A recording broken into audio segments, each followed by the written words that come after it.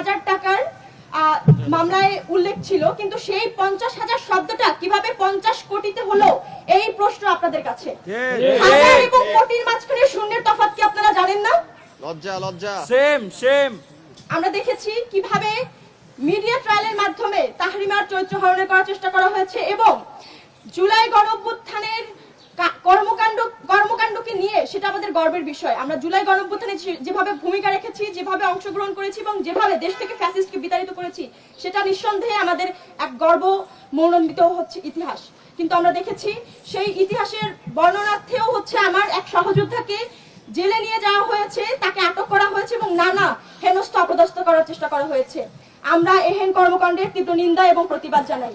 আমরা বারবার স্মরণ করে দিতে চাই, আপনারা যারা জুলাইয়ের উপরে আঘাত হেনে আমাদের জুলাই যোদ্ধাদেরকে বারবার বিভাজিত করার চেষ্টা করছেন এবং দুর্বল ভেবে তাদেরকে আঘাত করছেন, আপনাদের এই ছোট ছোট প্রতিটি আঘাত আমাদেরকে আরো অনেক বেশি শক্ত এবং দৃঢ় এবং মনোবল গড়ে তুলতে সাহায্য করছে। এবং আপনাদের এই আঘাতের ফলে আমরা বারবার জুলাই যোদ্ধারা দলমত নির্বিশেষে একত্রিত হয়ে আমাদের শক্তিকে আবারও বারবার আপনাদের সামনে জানান দিচ্ছি।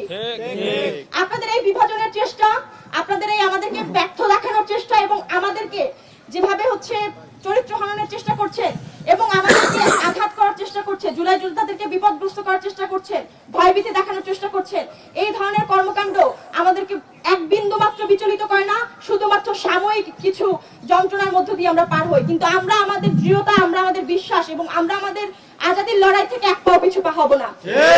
আমাদের আজাদির লড়াই আমাদের জান থাকাকালীন পর্যন্ত চলবে। যতদিন জান আছে ততদিন আমাদের আজাদির লড়াই চলবে। বাংলাদেশের স্বাধীনতা সংগ্রামে আমরা সেই লড়াই জারি রাখবো।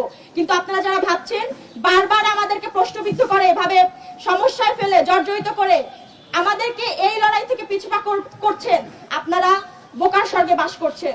আমরা বারবার বলতে চাই, হাদি ভাইয়ের ভাষায় বলতে চাই, আমরা আজাদির লড়াইকে জারি রেখে আমরা মৃত্যুর তামান্না নিয়েই এই পৃথিবীতে পা রেখেছি।